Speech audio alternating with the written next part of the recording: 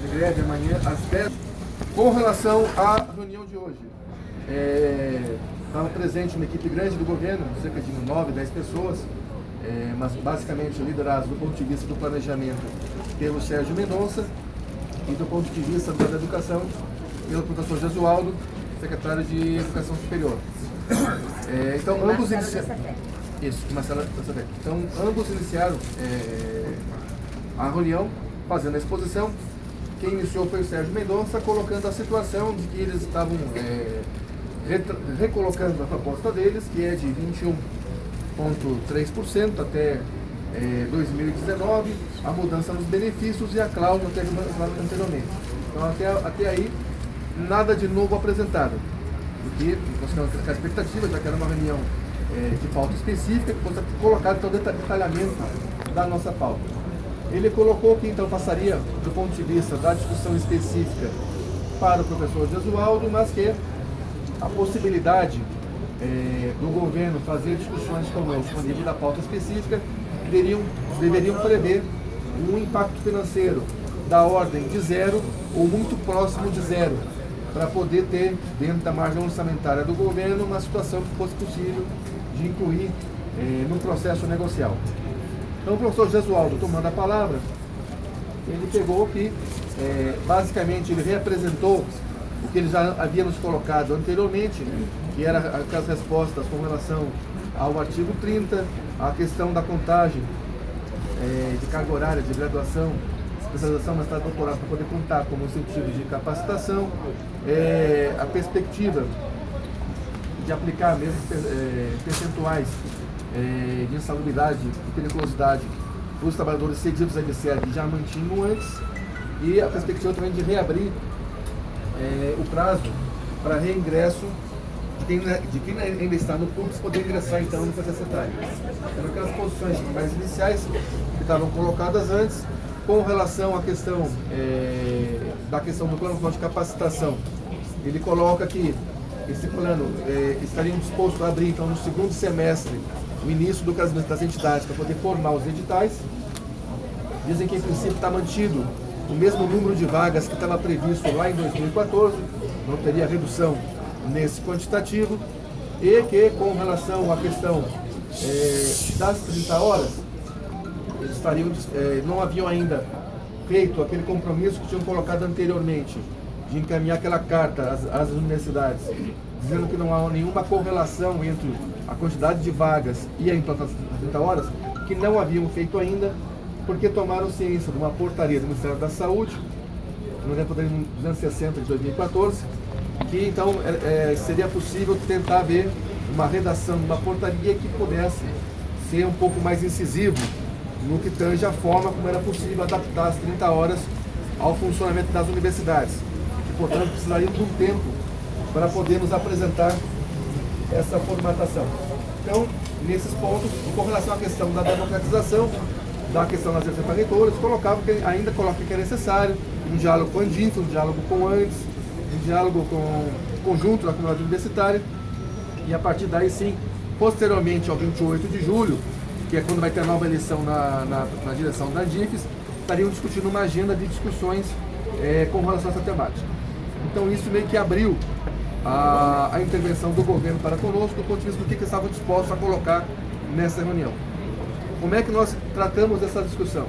Primeiramente, nós colocamos que nós não estamos trabalhando com a lógica do governo, que é a lógica dos 4 anos, com o índice 21,3, com essa lógica de perder para a inflação e ficar amarrado dessa forma. E que uma mesa específica deveria sinalizar de que forma que é possível fazer um processo negocial abrangendo muitos nossos itens. Nós sabemos que alguns itens têm impacto financeiro e outros não têm. Então, achamos importante poder tratar os dois blocos na reunião com o governo, até porque a proposta que nos dava até então era muito limitada. Então, que do ponto de vista financeiro, era necessário o governo sinalizar de fato qual é o montante orçamentário que ele tem. Se ele diz que tem uma margem muito pequena, e que os impactos deveriam ser próximos de zero, a próxima de zero não é zero. Então, o governo tem que começar a dizer quanto que tem a mais para poder gastar. Nós sabemos quanto é que vale o impacto dos 5,5%, mas não sabemos o quanto que é o a mais que teria para as negociações. E que nós entendíamos que num processo negocial, nós não ficaríamos, então, presos à lógica do governo, da lógica dos percentuais que ele colocou ao longo dos anos, mas que esse montante financeiro nós poderíamos aplicar em 2016 de outras formas, que fosse parte do estudo do Senado do processo negocial. E isso envolveria, desde as nossas discussões de piso e de STEP, mas também de racionalização, de reposicionamento dos aposentados, enfim, outros aspectos da carreira que deveriam ser tratados também como parte do processo negocial do bloco econômico.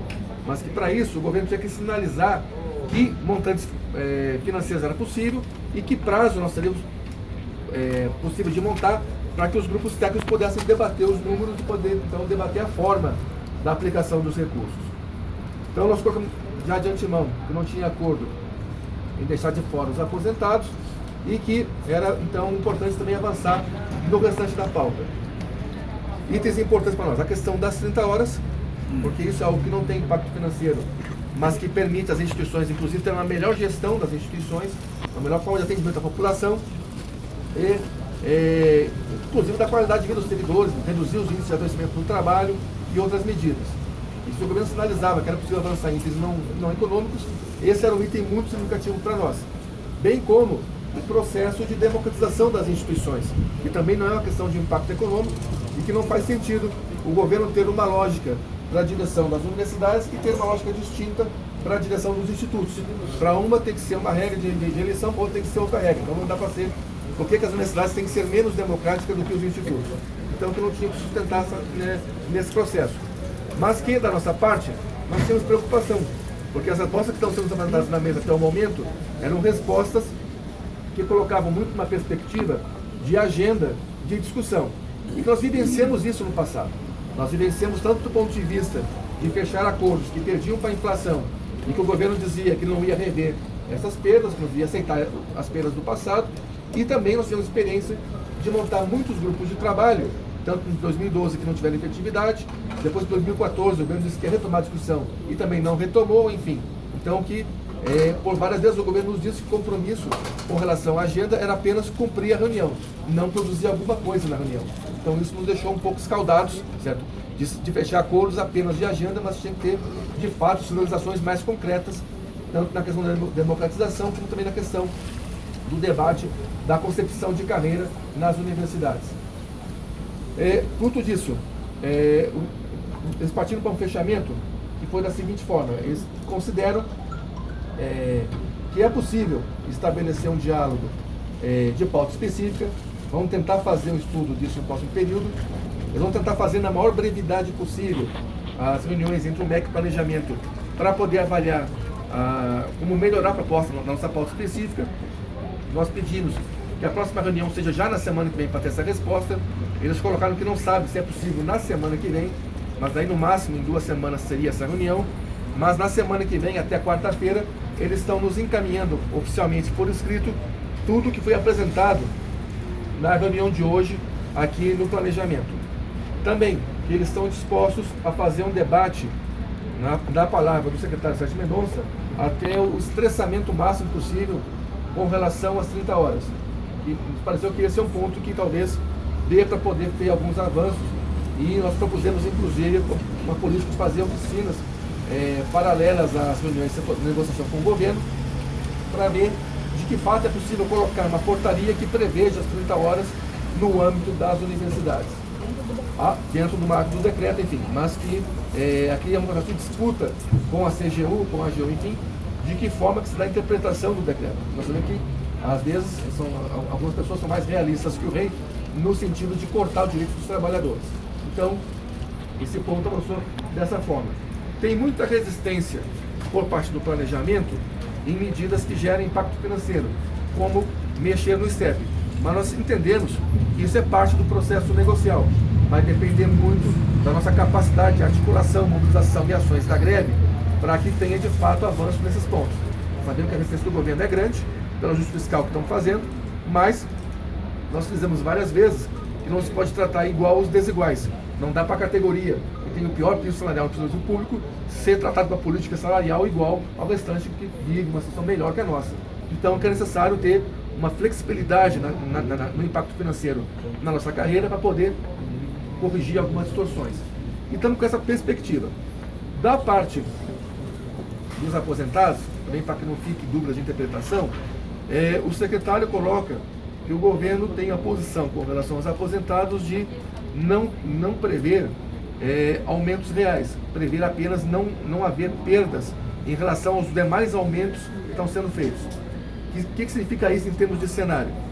O secretário afasta, digamos assim, o fantasma de trabalhar com gratificações, que gratificações operam uma outra lógica, certo? Que desempenho só tem desempenho quem está na ativa, quem está aposentado não está mais no posto de serviço. Então esse problema é afastado, mas obviamente tem resistências com relação ao reposicionamento. Então isso também vai estar colocado na nossa greve, de que forma vamos conseguir produzir ações que deem repercussão, que deem impacto, assim, que sensibilizem a sociedade para que eles retrocedam nessa posição na mesa de negociação. Então é uma mesa que foi ainda um processo tímido no avanço, mas que nós saímos da lógica anterior, que era ou pacote ou nada. Quer dizer, ou vocês aceitam aqui os 21 em 4 anos e é só isso, ou não vai ter nada, nem sequer isso. Então, eles colocaram então dispostos a rever. Inclusive, no fechamento, o secretário Sérgio Mendonça colocou que reconhece que foi uma unanimidade no Conselho Público, em todas as categorias, não ter acordo com essa proposta de 4 anos até o fim da década, que a gente está perdendo o nosso salário. Então, eles reconhecem que isso não foi aceito e estão dispostos a rever, então, no processo negocial, que nova proposta poderia ser construída que abrangesse, então, o aspecto econômico. Ele só mantém ainda um descarte completo, nesse momento, de uma proposta de um único ano, mas os cenários estão abertos aí e, obviamente, vai depender muito da greve daqui para gente. Acho que a nossa greve, então, está num bom momento. Nós finalmente estabelecemos talvez uma mesa negocial que começou a discutir a pauta, que até então era um jogo de empurra do planejamento para o MEC, do MEC para o planejamento. Agora, o que está por vir ainda tem que ser construído pela gente e acho que nós estamos no caminho que pode estar fazendo as bases para isso.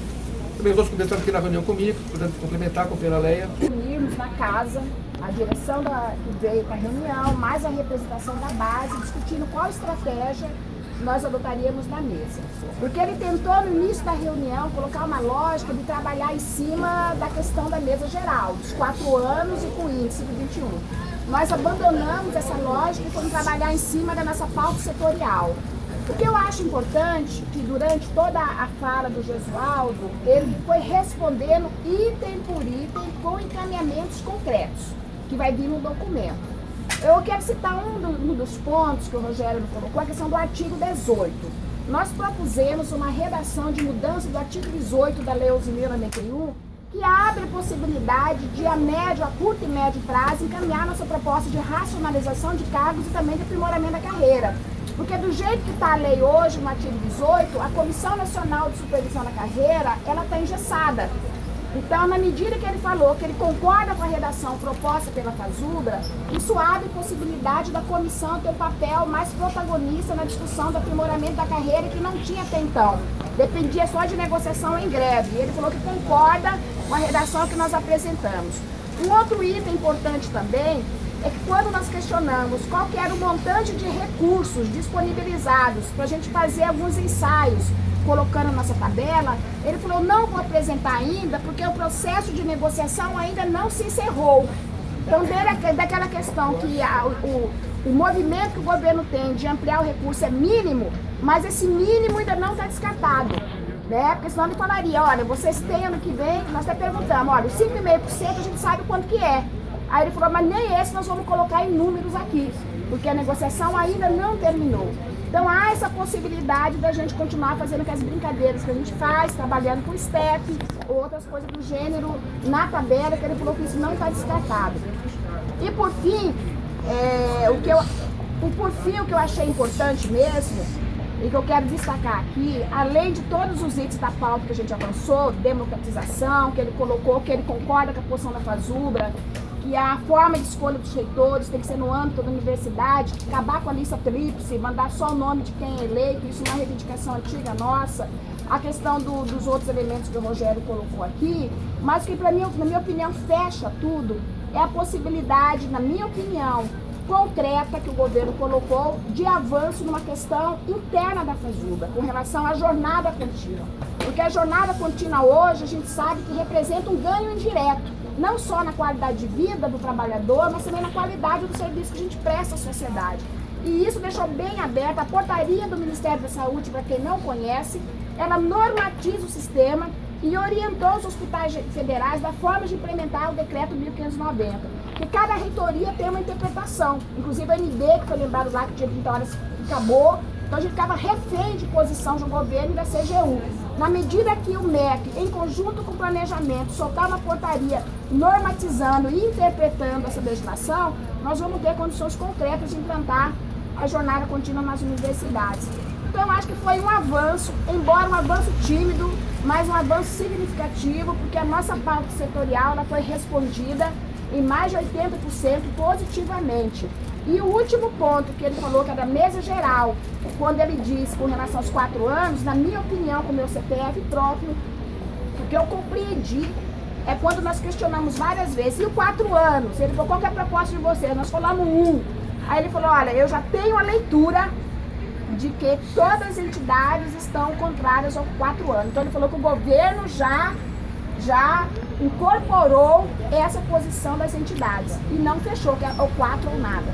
Então eu acho que a gente tem ainda a chance de trabalhar na diminuição desse tempo aí do impacto e vamos ter que investir o máximo na nossa pauta setorial para poder avançar naqueles índices históricos do conjunto aí da nossa luta. Então só isso que eu queria acrescentar, o Rogério deu um panorama geral, eu acho que a reunião foi positiva, porque até então nós chegamos na reunião lá, um companheiro da outra entidade falou, não adianta nem discutir nada aqui, que ele vai falar que não tem discussão, porque ou responde a pauta dos 21 ou não tem nada. E nós não entramos nessa lógica, conseguimos tirar dessa reunião respostas importantes para a categoria e dar consequência e continuidade ao processo negocial que não está encerrado, ao contrário. O processo negocial, na minha opinião, deve ter pelo menos umas 2 ou 3 mesas até chegar no seu final, nessas 3 semanas que a gente tem ainda até meados de agosto. É isso, Fatinha? É isso? Olha só para complementar aqui rapidamente, companheiros. O que tem de positivo hoje? Que vai seguir as negociações. Não teve nada de concreto, mas segue as negociações. Se segue as negociações, tudo é possível. Depende da correlação de forças do movimento nessa disputa aí da queda de braço com o governo. O que nós podemos colocar aqui que pode surgir algo concreto que seja avanço, né? Já de imediato? Primeiro ele diz, a primeira coisa que Sérgio Minuto disse na mesa, eu estou aqui para reafirmar a proposta que eu disse na mesa geral e queremos negociar as pautas específicas, mas considerando aquilo que não tem impacto financeiro ou que quase não tem impacto financeiro nenhum. Eu disse isso. Nessa fala dele, cabe a gente reforçar a nossa pauta que tem impacto financeiro, mas também saber trabalhar a fala dele no sentido de que se vocês estão dispostos a discutir aquilo que também não tem impacto financeiro, pelo menos imediato, às 30 horas não tem. E daí foi quando o Gesualdo disse o seguinte, nós queremos construir uma proposta nos marcos, estamos usando como referência a portaria 260 do Ministério da Saúde. E o Sérgio Mendonça reforçou dizendo, e nós estamos dispostos a discutir até estressar esse ponto. Se vocês ouviram o áudio, ele fala exatamente isso. Então, se existe essa possibilidade de discutir às 30 horas, então nós vamos apostar nisso, ok? Então, esse é o único ponto que, na minha opinião, representa efetivamente agora para as negociações, eu acho que nós temos que debruçar sobre ele, porque é um ponto que todo mundo aí está discutindo nas universidades e tal. Isso significa que nós vamos abrir mão do resto? Claro que não, claro que não. Nós vamos seguir reafirmando, né, que o governo tem que negociar as pautas que têm impacto financeiro, sim, né? Só que na mesa nós pegamos a contradição do governo, ok? Então, acho que não vamos aqui repetir informe nenhum, o informe foi bem completo, mas para vocês terem uma noção das perspectivas que tem pela frente, é importante pontuar, né, esses elementos. Sobre democratização, uma coisa que, só para ficar claro, que é importante, vai ter reunião para discutir isso depois da eleição da Andif, que é dia 28. Está se comprometendo a discutir isso, com todos os setores da universidade, não só a Fazubra. 2 candidatos. Tem uma eleição que é dia 28 e ele falou, estou esperando essa eleição acontecer e nós vamos discutir a democratização.